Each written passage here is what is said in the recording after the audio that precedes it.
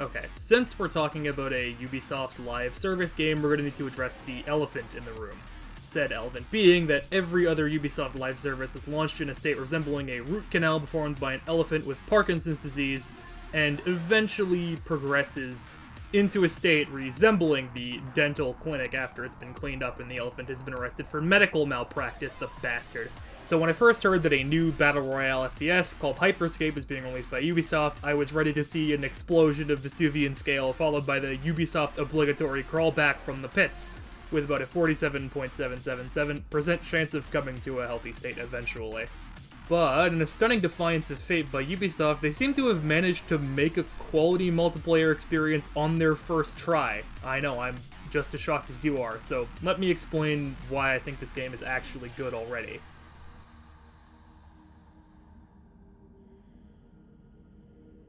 Right, so square one when discussing any new Battle Royale is, why play this game when I could be playing Fort Legends Battleground Zone featuring Dante from the Devil May Cry series? Well, thankfully, Hyperscape has a couple of mechanical elements that set it apart from other Battle Royales.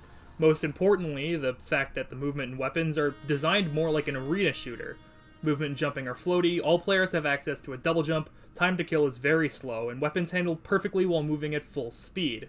This combined with the urban design of the maps make the gunfights play less like Fort Legends Battleground Zone and more like an Unreal Tournament or a Quake kind of game.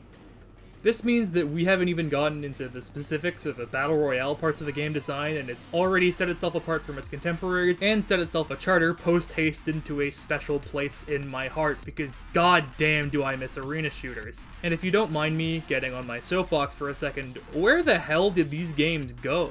Seriously, it seems like every first-person shooter that comes out these days is made by people who want to make absolutely sure that gunfights don't last anywhere near long enough for either player to make an interesting decision.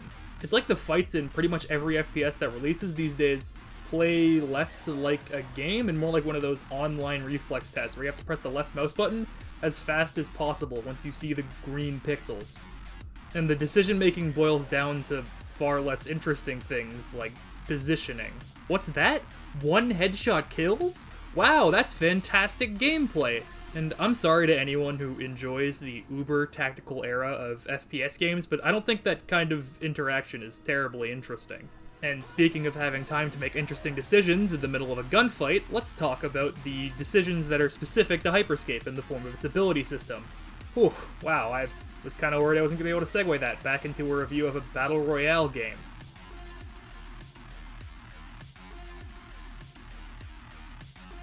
In Hyperscape, abilities, or hacks as the game calls them, are scattered around the map in the same way that any other Battle Royale would have items. These abilities all have infinite uses on a cooldown, and you can carry up to 2 at once. The game has 9 abilities. Heal, which places a circle in front of you that heals you and any allies that are in there.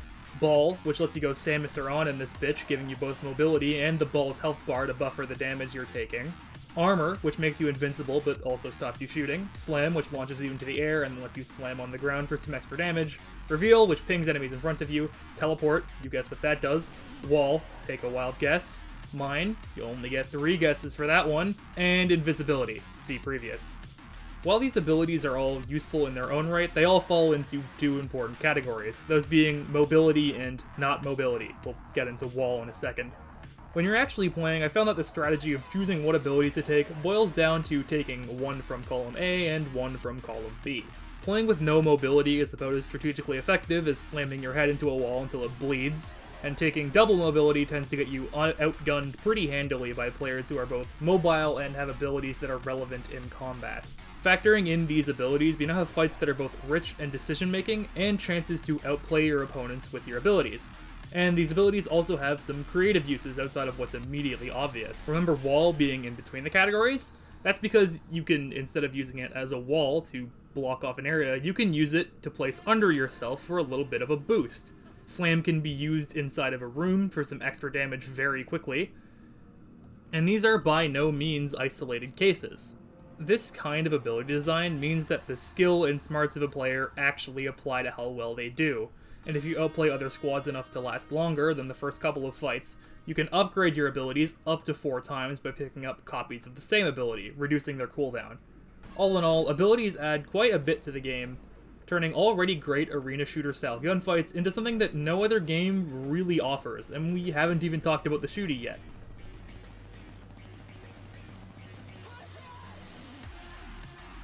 Unlike most battle royales, which have a hierarchical weapon design philosophy where certain weapons are very clearly above others in the pecking order, Hyperscape, like everything else in the game, designed its weapons in a more arena shooter style philosophy.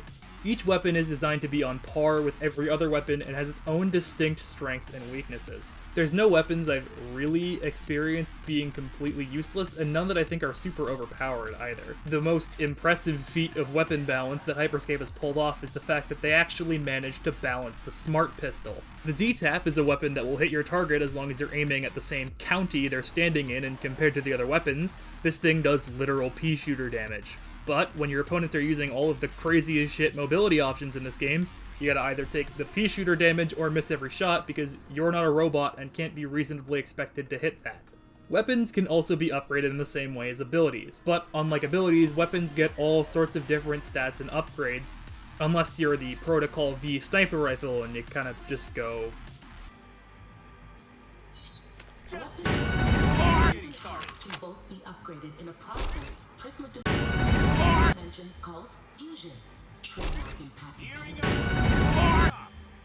If you find a copy of a weapon in your inventory, you can use it. Creating an upgraded version.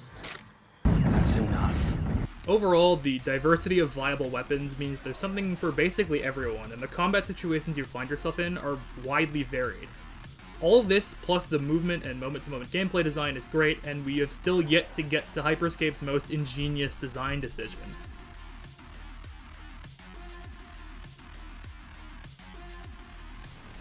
When you die in Hyperscape, instead of going to the gulag or something, you turn into a ghost that can walk around the map and spot enemies for your teammates. And whenever an enemy player dies, they drop this little triangular respawn pad, and you can climb on so one of your homies can pick you up. Forgive me if I sound a bit over-enthusiastic, but this fixes everything. Hyperscape's revive system, unlike the revive systems of games like Apex Legends and Warzone, incentivizes being aggressive and taking fights with other players so you can pick up your friends. In addition to this, when you get revived, you can pick up the kit of the guy who your teammates killed to bring you back. This means that you're basically right back into the gameplay without having any downtime to loot again. This combined with the fact that you can upgrade your weapons and abilities using the stuff you pick off of dead bodies means that the most skill-expressive decision, most fun decision, and the optimal decision are basically always one and the same. And that decision is to take fights. The downtime and campiness has always been my least favorite part of Battle Royale games, and Hyperscape does away with it almost entirely with some clever design decisions. This is all compounded by the way the game ends. Once you get to the last circle, a crown is spawned in the center of the very last area, and after a certain timer, the person who is holding the crown immediately wins. This means that instead of waiting for circles to get closer and closer and waiting for whoever managed to get a camping spot that isn't getting stuck in the zone to be handed a win on a silver platter, the very end of a Hyperscape game is an active firefight, just like everything else. All of these special little design tweaks that Hyperscape makes to the Battle Royale formula makes it so that you're always fighting, and those fights are both skill-expressive and, most importantly, actually fun to partake in. The one balance concern I actually have is that if one gun were to emerge above all others as the best, the game kind of has a positive feedback loop designed into it that would make that gun even better, since if a gun is OP, more people are going to carry it, and that means it's a lot easier to upgrade, because you can just upgrade it using the extra copies of the same very popular gun that you pick off other people. So if a gun gets OP, it also gets upgraded way more often. But honestly, I'm confident that the devs have thought of this and have been extra careful to balance out the weapons. So yeah, they did it. Ubisoft defied the odds and made a great multiplayer experience the first time.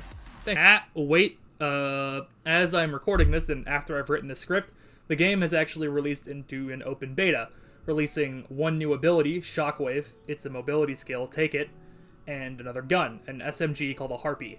Neither of these additions really throw the game out of balance, but I think it's worth mentioning. In addition, the game is now in open beta instead of a tech test, so you can just go on Uplay and play it whenever you want.